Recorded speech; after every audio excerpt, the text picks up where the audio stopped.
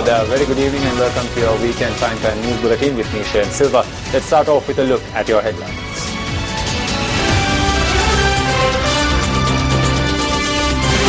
President leaves for England aboard a normal passenger airline. Chinese company suspends the construction of the Colombo Port City project. JVP makes a statement on the delay in punishing the corrupt individuals. What is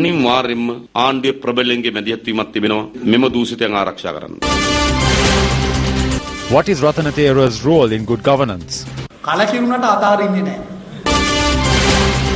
Kalpitia fishermen in limbo as no solution is provided for their issues.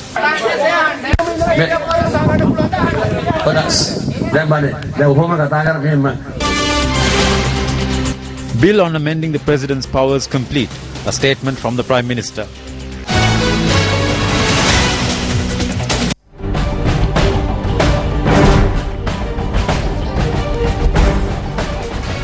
President Maithripala Sirisena left the island this morning to attend the Commonwealth Day observances, which will be held on the 9th of March with the presence of the Queen. President Maithripala Sirisena left for England aboard a normal passenger plane with an entourage of 7. President Sirisena, as the chair in office of the Commonwealth, will attend the Commonwealth Day observances and also inform the Commonwealth on the new government's approach to democracy of the country and strengthening its ties with the Commonwealth.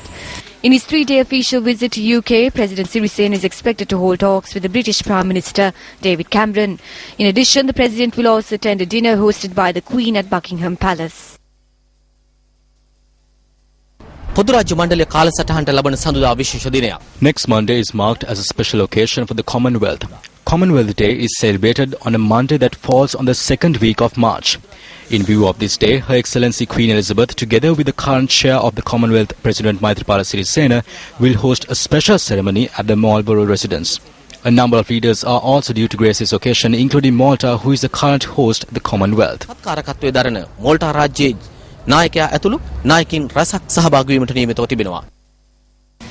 As mentioned in your headlines, the Chinese construction company undertaking the construction of the Colombo Port City project has decided to suspend construction.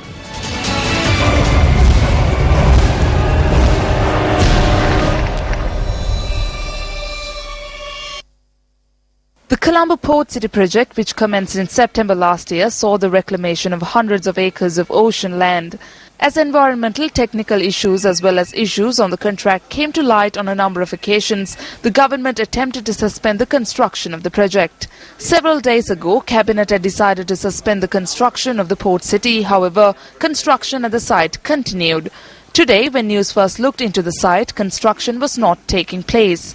Newsfirst contacted the managing director of the China Communications Construction Company Limited, Jiang Huliang, in this regard.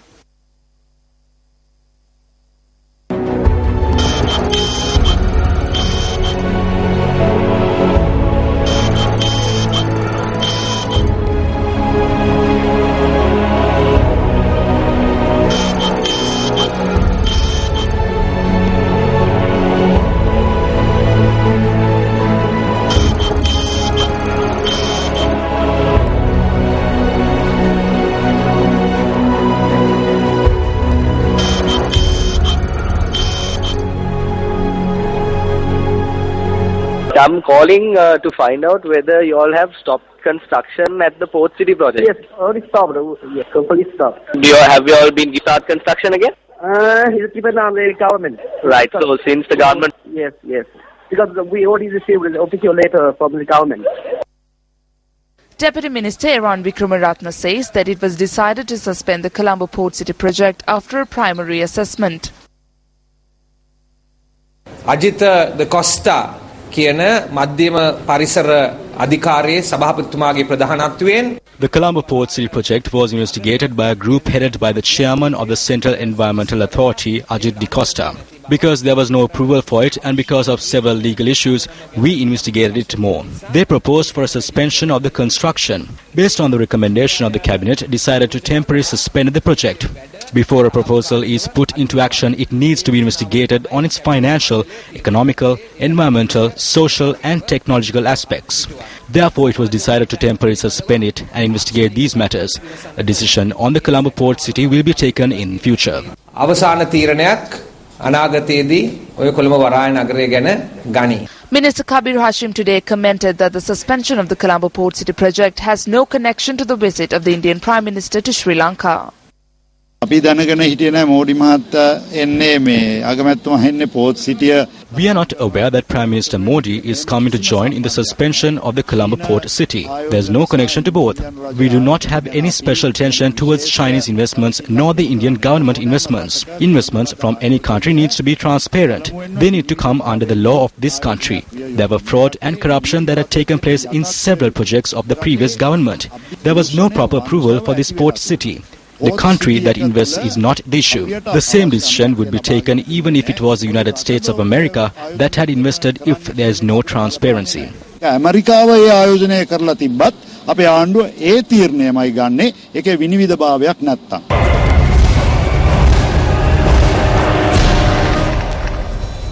In the meantime, the convener of the Voice Against Corruption, Vasant Samrasinghe, says that a proper investigation needs to be carried out on the aircraft parked at the Katunayaka airport.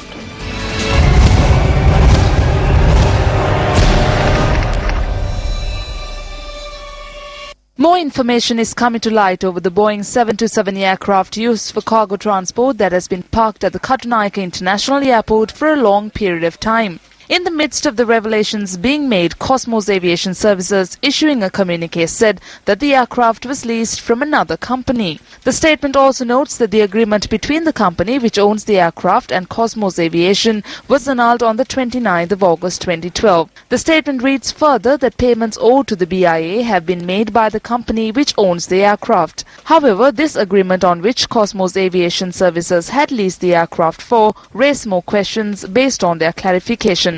Accordingly, Cosmos Aviation Services has leased this aircraft from an Ivory Coast-based company named ITA. SS Nathan has signed the agreement on behalf of the ITA. Both companies had reached this agreement in April 2012. According to the agreement, all taxes, security fee and the use of facilities within the airport need to be paid by Cosmos Aviation Services. මේ වෙනකොට කොස්මෝස් ගුවන් සමාගම සම්බන්ධයෙන් මතුව ඇති තත්ත්වයන් දවසින් දවස Information that has been revealed on a daily basis on Cosmos Aviation appears to be putting all other information on fraud and corruption to a humorous level. Over the past few days, it was said that Sajin Vaz is not in the board of directors of Cosmos Aviation. They are in a state where they will even go on to say that Cosmos Aviation Services does not even exist. The reason is that an aircraft owned by a company from Ivory Coast is being parked at the BIA. As payments are due, the aircraft has not been used for 3 years. If that is the case, this aircraft has been obtained by Cosmos Aviation in an illegal manner. This is not an empty can left to idle. This is an aircraft. If Sajin Vaz has paid the dues, this has not been obtained. The payments have not been made. The agreement has been made void in 4 months. After you take into account all these facts, Cosmos Aviation Services and Sajin Vaz are misleading investigations against them on fraud and corruption. The perpetrators need to be punished and the law need to be implemented. Stop deceiving the people. ඒ පරීක්ෂණ විධිමත්ව කරලා කඩිනමින් මේ දූෂිතයන් අත්අඩංගුවට අරගෙන මේ රටට ජනතාවට විහිළු සපයන එක නවත්තන්න ඕනේ.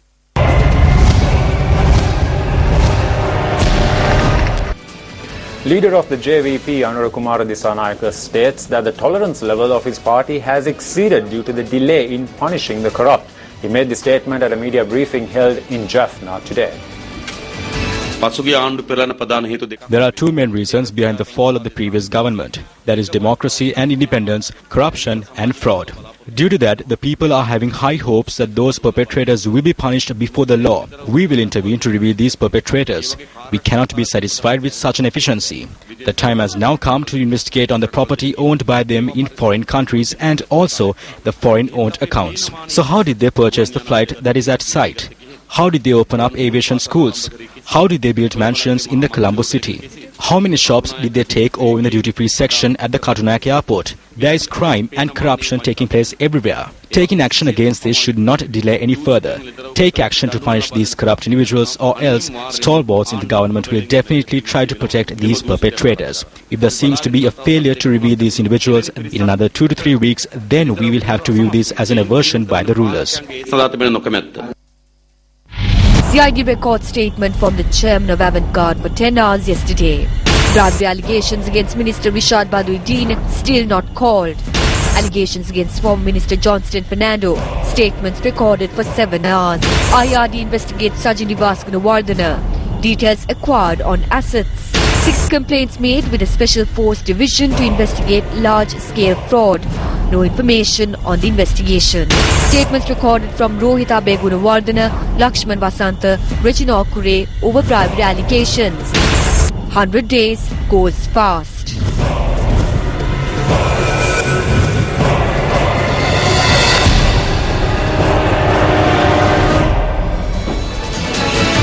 The Pivituru Hetak National Movement convened a special National Council meeting in Colombo today to bring forward a program of bringing the people together for good governance.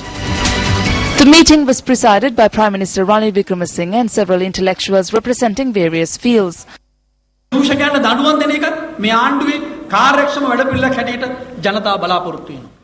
public is watching as to how punishment will be meted out to those corrupt individuals as well as the efficiency of the government.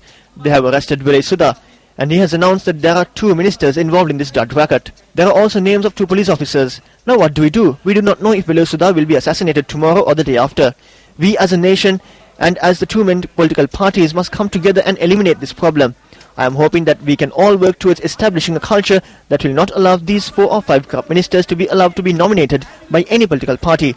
Today the SLFP is evolving to a new place. We are happy about this. The Sri Lanka Freedom Party has taken a decision with regard to the national government. We are now trying to wed the UNP and the SLFP permanently. We need to fulfill this goal as it is the country's need. The constitution cannot be amended with the 2 parties tugging at each other's feet. The parliament will be dissolved. Remember that the next election will be held devoid of the preferential voting system. It is being mentioned in newspapers that I am disappointed. Although I will not give up, and I have no right to give up. We did not fall into a minor accident. Mahinda Rajapaksa මහත්තයා දිනුවනම් සදාම් සෙවණත් නැහැ රතන හාමුදුරුවෝත් හිරේ රාජිත මහත්තයාත් හිරේ තම්පික රණවලත් නැහැ. Prime Minister Ranil Wickremesinghe says that the preparation of the bill with amendments to the presidential powers is complete. The Prime Minister made this statement at the event held to lay the foundation stone for the Bodhi wall at the Sedawatha Veeragodawalla Purana Viharaya in Bellapitiya. විධායක ජනාධිපති මහෝසි කළා පාර්ලිමේන්තුවර වග කියන Reforms to the 19th Amendment, where the executive presidency will be abolished and parliament would be accountable, was prepared and presented to the party leaders. We are discussing this with the National Executive Council as well. After the next parliament is elected, the president would operate on the advice of the Prime Minister. The president has also been vested with a new responsibility. That is to implement good governance in the country and to look into the independent commissions and execute a proper election. Until now, there were only 3 sectors, namely the executive, the legislature and the judiciary. We have included the 4th, which is good governance. President Maithripala Sirisena was elected through the people's votes. He will be provided the special security and the execution of certain powers of the executive have also been protected. The establishment of a new state council to advise parliament and the administration has been proposed. මහජන ඡන්දේ තුමා වෙනුවෙන් විශේෂ ආරක්ෂාව ඇතුළු සමාජ අංශවල විධායක බලතල ක්‍රියාත්මක කිරීමත් ආරක්ෂා කරලා තියෙනවා. The operation to provide an electricity connection within a day is currently in progress. The inauguration was implemented in Anamaduwa, Dibulweva and the Igalusweva areas yesterday. The main objective of this program is to supply electricity to about 10,000 families by the end of April. Minister of Power and Energy Partly Champika Ranawilka and MP Palitharange Bandara were present at this occasion. අද මේ Mannar ද්‍රෝණියේ gas නිදි හම්බ වෙලා තියෙනවා. We have received gas deposits from the Mannar Basin. Our aim is to bring this resource to Novachole and supply it to Colombo through the sea route. Our goal is to end the era where we imported gas from foreign nations and to create our own gas supply within the country by the year 2020. Likewise, the mega deals and mega games played in previous occasions cannot take place in the ministry. This ministry has experienced fraud in the past. We will not leave room for anyone to escape. They will be punished. We will submit a report to the court on all the fraudulent activities, be it big or small, that had taken place in the oil industry and power industry during the past 10 years and provide justice to the people of the country by punishing the perpetrators. An issue has arisen among the fishermen of Kalpitiya over fishing techniques. One faction of fishermen seek permission for the use of illegal fishing equipment. A discussion in this regard took place today at the Kalpitiya Sinhala College under the auspices of Minister Joseph Michael Pereira. Religious leaders, security personnel and fishermen were also present.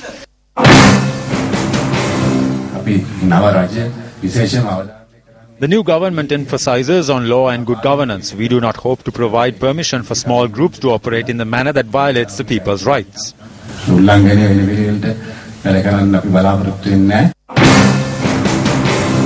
Tensions arose among the fishermen when Minister Joseph Michael Pereira was addressing the gathering.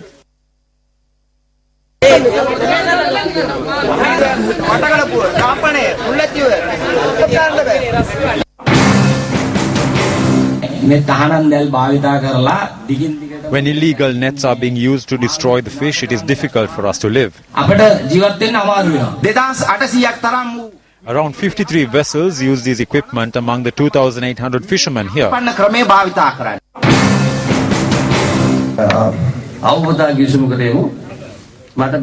Let us come to an agreement. Give me a few months. Be patient so that we can formulate a program. You do not need to fight anymore. The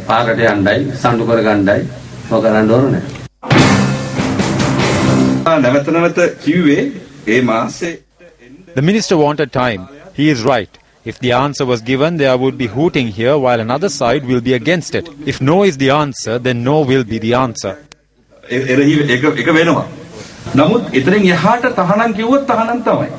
A group of fishermen left the meeting requesting that an extension of 1 month should be given.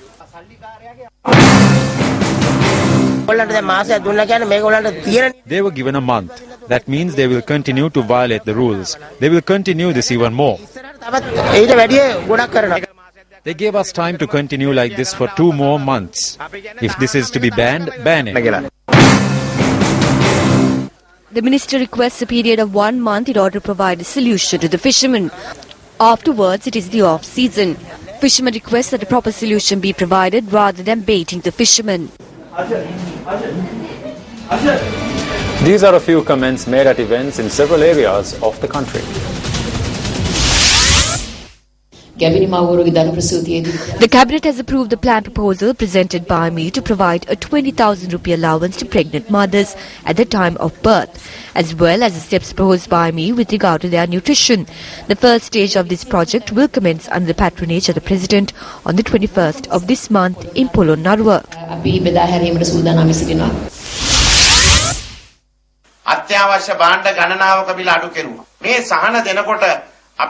The price of a number of essential items were reduced. When providing this relief, we saw a number of former ministers and parliamentarians asked what was the relief that was provided. However, the former ministers and parliamentarians ate every day from the government's money. They lived off the government's money. They pumped fuel for their vehicles from the government's money. That is why they were provided with any relief. However, this is something that is felt very well by those of you who are living in the villages.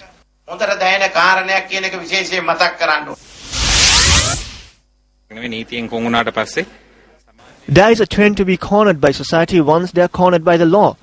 With this trend, we also lose attention. These inmates become a group that cannot be reintegrated into society. We are trying to reduce this situation. If these individuals can control their mind and their thoughts, I think we have achieved a huge achievement.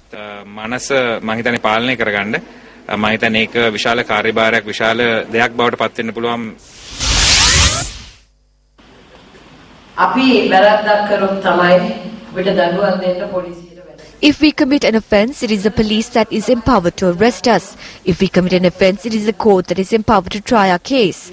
If we commit an offence, it is the prison that is empowered to carry out our punishment. This is something that we as citizens of this country have designed for us. We can rectify these 3 elements, that is by living without committing any offence.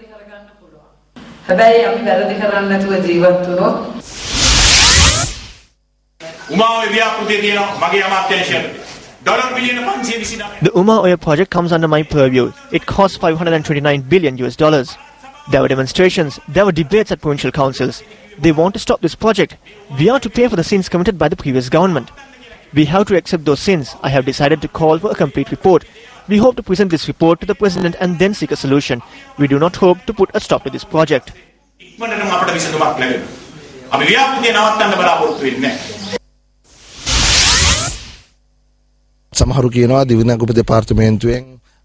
Some say that the jobs of the officers of economic development were lost from the Divinagama department. These are all lies. My ministry is paying the wages of all 16,000 of them and they are attached to the ministry. Some are saying that people are losing their job. This is all lies. I state this with responsibility.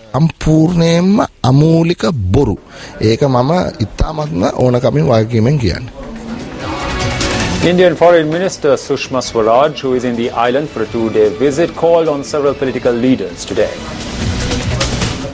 Foreign ministers of India and Sri Lanka met at the Ministry of Foreign Affairs this morning and held discussions. Attention was drawn to recommence the boat service between the two countries at this meeting. The Indian Foreign Minister also called on Prime Minister Ranil Wickremesinghe this morning. It is reported that attention has been drawn towards Indian Prime Minister Narendra Modi's visit to Sri Lanka on the 13th. This evening, Indian Foreign Minister Sushma Swaraj called on the leader of the TNA parliamentary group, R. Sambandhan, and leader of the Muslim Congress, Minister of Hakim, and other political representatives. විශේෂයෙන්ම ඊඩම් ප්‍රශ්න ගැන අපේ සිරකරුවන් නිදහස් ගැන ඒ වගේම දේශපාලන විසඳීමක් ගෙන ගන්න ඕනේ කියලා. We spoke on the land issue and releasing of prisoners. In addition, we spoke of the need for a political solution. We want a united country and not a divided country.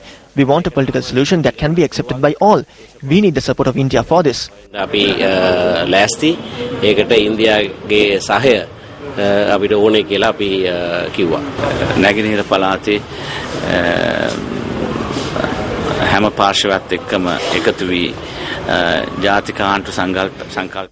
She expressed her pleasure over the implementation of the national government concept agreed by all factions of the eastern province. She also inquired as to what our attitude were regarding the minorities. විසඳුම සහ ඒ පිළිබඳව අපි දරන ආකල්පය පිළිබඳව එතුමිය අපෙන් කරුණු විමසුවා. Meanwhile, President of the Sri Lanka Mahabodhi Society, Venerable Banagala Upatissatthera, called on the Indian Foreign Minister. එදා සංගමිත්තාවේ සාංචියෙන් අද විදේශ ඇමති හැටියට සුෂ්මා ස්වරාජ් මැතිණිය ආවෙත්. Back then, Sangaminta came from Sanchi, and Sushma Swaraj too comes from Sanchi. I think this is a great thing for Sri Lanka.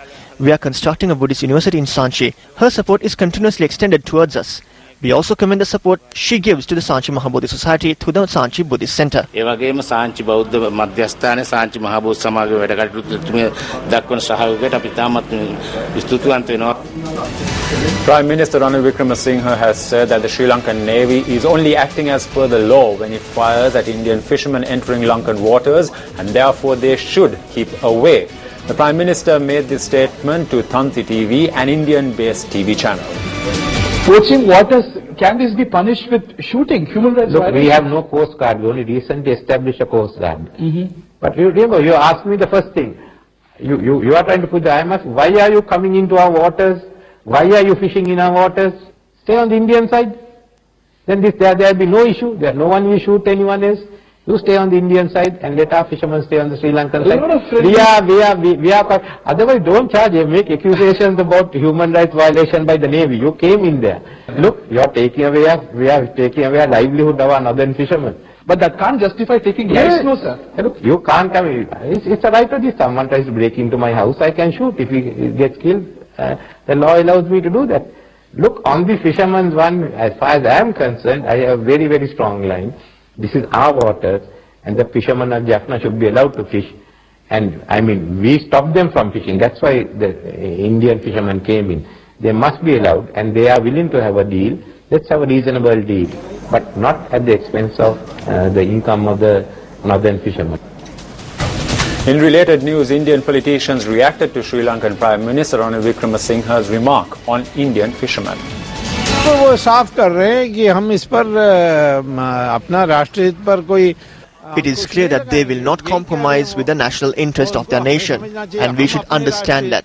We should work in the interest of our nation and they in theirs. When our people cross the international boundary to Sri Lanka and engage in fishing, it is obvious that it will be a problem to their fishermen. Princess Maria Amor from the royal family of the Philippines says that human rights is still a key concern of the international community. In an exclusive interview with Newsfirst Shamir Rasuddin, Princess Amor explained why she arrived in Sri Lanka. This is my second visit. This time we are setting our office here for We Care for Humanity Sri Lanka. I understand that there are 7 areas in which your organization specializes in. In terms of Sri Lanka, what areas would you like to touch on or specialize in the future? According to our survey, it would be great for us to help more in the areas of education, health, and a little bit of human rights. In your view, Princess Maria, how do you view Sri Lanka's human rights record? Well, you just finished the civil war, and not that long ago. There was one area in Jaffna. Their land was taken away from them by the army during the war. We understand that it was a necessity for the government to probably do that, and it's in the midst of war. But to the people who own the land and was driven away, it's violation of their human rights. So that's just one of the things that we, probably if people are aware of their rights, they could have avoided problems like that. Or they have solution for that already by now.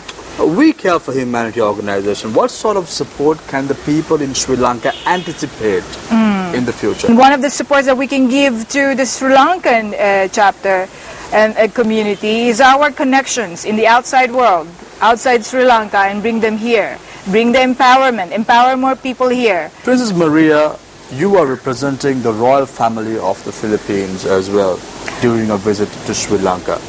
What kind of support can the newly elected government anticipate from a country like the Philippines? In our royal house, we make sure that we represent our titles in a humanitarian way. We believe that royalty must be living example. Royalty means what? It doesn't mean you are high or you are above anybody. Royalty means you have the royal heart and you should help your community. It's not words, obviously, it's deeds at the end of the day. That's exactly right, Princess Maria. But my final question to you is about the future for a country like Sri Lanka. 6 years following the end of the conflict, what must the people expect from the outside world, from the international community, to build their livelihoods, to be empowered, and to move forward strongly? We want to bring in what you don't have here. We are connected with different organizations and we want to bring them here. We want to offer anything that is needed in this country. Thank you very much, Princess Maria, for joining us right here. Thank you, Shamir. Pleasure to have you on board. The battle to secure women's rights cannot be won unless attitudes are transformed. These sentiments were expressed by former President Chandrika Bandaranaike Kumaratunga at an event held in Colombo today. However much we may talk about getting women's rights, we can have thousands of conferences, seminars, workshops, and whatever you may like. But if the basic concepts that that fashion our lives, that fashion our thinking, that our attitudes are not transformed, I don't see how we can win this battle. What is the percentage of women represented in parliament, in the local bodies? Not 50%, certainly not. In Sri Lanka, the situation is absolutely putrid. And this is the country that produced the world's first woman prime minister. Also speaking at the event, Minister Rosi Senanayake attributed the increase in crimes of violence against women and children to a failure to criminalize the criminals. From the year 2012 to 2014, violence against women and children had increased by 20%. And the reason being that the state has failed to criminalize the criminals. Now, when I questioned the Minister of Justice in Parliament many a times on these cases and what kind of methods or what have the Justice Ministry done in order to make sure that the perpetrators have been taken to task, it was sad to know that Even though the reported cases are almost 75,000 women and children, the number of perpetrators who are at this point of time serving a sentence is only 713. It is time for us to take severe action with regards to criminalizing these criminals and not letting them get off the hook. Globally, as I mentioned previously, only 22% of all national parliamentarians are female, which is a slow increase from 11% since 1995 over this last 20 years period. Only 10 women have served as head of state and 14 have served as head of government. There are 38 countries in which women account for less than 10% of parliamentarians in the higher or lower houses. Even if the present rate of increase in women's representation continues as compared to previous decades, we are still a long way from reaching the parity zone of 40-60% of women representation. An event titled Celebrating Women Towards an Inclusive Political Culture was held at the BMICH today. The event was organized by International Alert Sri Lanka in collaboration with the South Asia Policy and Research Institute, was graced by several distinguished guests including government representatives, women's organizations and media. Governor of the Central Bank Arjuna Mahendran says that a 4.4 deficit of GDP could be achieved if the one-off taxes introduced by the interim budget was implemented in its entirety. He made this statement speaking exclusively to Newsfirst yesterday. Projected growth rate for Sri Lanka. We are projecting a growth rate of over 7%. I think 7.5% should be reachable. And that is based on the fact that there's renewed confidence in the economy. And we also think that the growth of private sector credit from the banking system will also help growth along. So I wouldn't be surprised if we exceeded our target, but I'd be cautious and just say 7.5% for now. The IMF mission head in Sri Lanka had noted recently that achieving a 4.4 deficit of GDP will be challenging for Sri Lanka. Do you agree? The Honourable Minister of Finance has cleaned up the numbers and he has put forward much more realistic revenue targets. But even there, when you look at the broad picture, the collection of government revenue has fallen to 10.3% of GDP. I think the challenge for the Treasury in 2015 is to raise that revenue collection to go back to at least 15 to 17% of GDP and hopefully improve the fiscal deficit. But I think 4.4% could be achieved if these one-off taxes which have been imposed in the recent mini-budget were to be implemented in their entirety. So let's wait and see. It's too early, I think, to make a definite projection on this. Sri Lanka needs to go for a balanced economic strategy. It's a general sentiment that is expressed by many economists. Do you think that sourcing loans from China alone is a threat to our economy?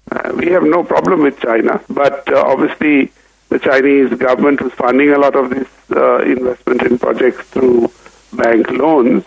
And as a general strategy, it's not a good idea to take all your bank loans from one lender, particularly when you're a country like Sri Lanka. So from that perspective, it's probably good to diversify the sources of loans. And I think the strategy is to diversify the number of countries we deal with. That would include, obviously, countries like India, Japan, and eventually the United States. The 81st Battle of the Saints between St. Joseph's College and St. Peter's College ended in a no result today.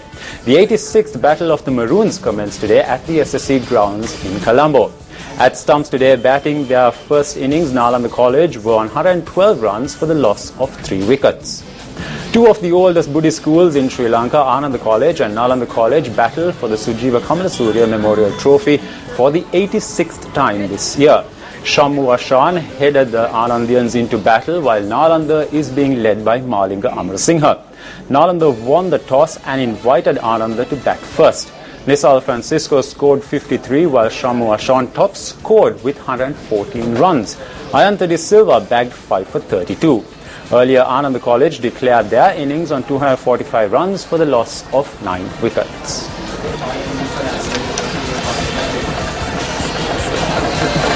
And that's a wrap of this edition of your Weekend Primetime News Bulletin. Thanks a lot for joining me. Take care and good night.